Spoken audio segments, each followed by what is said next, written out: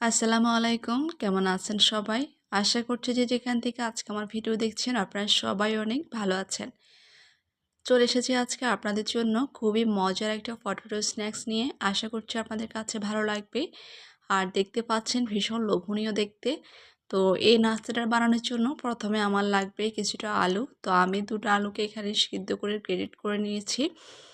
এখন এখানে আমি মেশাচ্ছি ২ চা চামচ কর্নফ্লাওয়ার, লাল মরিচ গুঁড়া, স্বাদমতো লবণ, চাট মশলা, ধনিয়া পাতা কুচি, কাঁচামরিচ কুচি, কিছুটা পেঁয়াজ কুচি। এখন এগুলাকে আমি ভালো করে আলুর সাথে মিশিয়ে নিব। অনেক সময় আমরা দোকান থেকে অনেক চড়া দামে ব্রেড ক্রাম্বস নিয়ে আসি।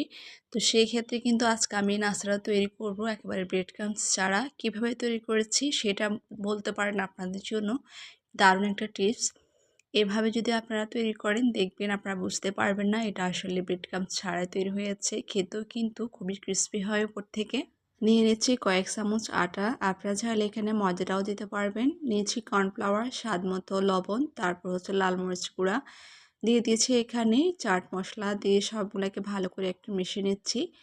এরপর আমি যেটা করব এখানে আমি খুবই অল্প অল্প করে পানি দিয়ে একটা ব্রেড ক্রাম্বসের মতো করে নিব। আপনারা খেয়াল করলে বুঝতে পারবেন। আর এটা দিয়ে কিন্তু আপনারা চিকেন, তারপর হচ্ছে বিভিন্ন ধরনের নাস্তা আইটেম যখন করতে যাবেন তখন ব্রেড ক্রাম্বসের বাবদে এই জিনিসটা যখন তৈরি করবেন তখন দেখবেন এটা খেতেও কিন্তু ভীষণ মজার, খুবই ক্রিস্পি এবং দেখতেও ভীষণ সুন্দর হয়। দেখতে পাচ্ছিলেন নিশ্চয়ই যে আমি কিভাবে এটা প্রসেসিং করে নিয়েছি। তো বাকি যে গুঁড়াগুলো ছিল আমি সেগুলোকে পানি দিয়ে একটা বেটার তৈরি করে নিয়েছি। আর বেটারের ঘনত্বটা কীরকম হয়েছে সেটাও দেখে দিয়েছি। এখন এই যে আমি আলু দিয়ে আপনার চড়া মানে অর্থাৎ চপের মতো তৈরি করে নিচ্ছি। আর আপনারা চাইলে এটাকে নাগেট শেপ বা বল, তারপর হচ্ছে রোল টাইপেরও করে নিতে পারেন। তো যার যেমন পছন্দ সে মানে তেমনভাবে করে নেবে। এখন এই যে বেটার মধ্যে আমি এটা একটু চুবিয়ে তারপর এই যে আগে থেকে যেটা আমি তৈরি করে রেখেছি ব্রেড ক্রাম্বস বলেন সেটার মধ্যে গড়িয়ে আমি এগুলাকে সুন্দর করে কোট করে নিচ্ছি। আর এটা কিন্তু খুবই সহজভাবে কোট করা যায়। আপনারা যখন চিকেন ফ্রাই করবেন সেক্ষেত্রে কিন্তু আপনার ডিম, তারপর হচ্ছে কর্নফ্লাওয়ার কোনো ধরনের কিছু প্রয়োজন হবে না।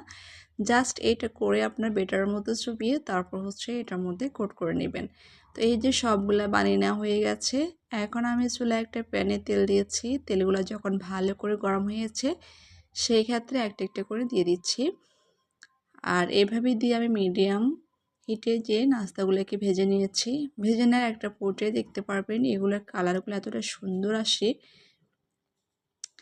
এই যে এক পাশ হয়ে যাওয়ার পরে আমি আরেক পাশকে উল্টিয়ে পাল্টিয়ে ভেজে নিচ্ছি। সসের সাথে যখন এটা পরিবেশন করা হয় ভীষণ মজা হয় খেতে। দেখতে পাচ্ছেন নিশ্চয়ই ভীষণ সুন্দর এসেছে কালারটা। এখন আমি এগুলাকে চুলা থেকে নামিয়ে নিচ্ছি। কেমন লেগেছে আজকে আপনাদের কাছে? আপনাদের কাছে যদি ভালো লাগে আপনারা অবশ্যই বাসায় একবার ট্রাই করবেন আর ভিডিওটা শেয়ার করে অন্য একজনকে দেখার সুযোগ করে দিবেন।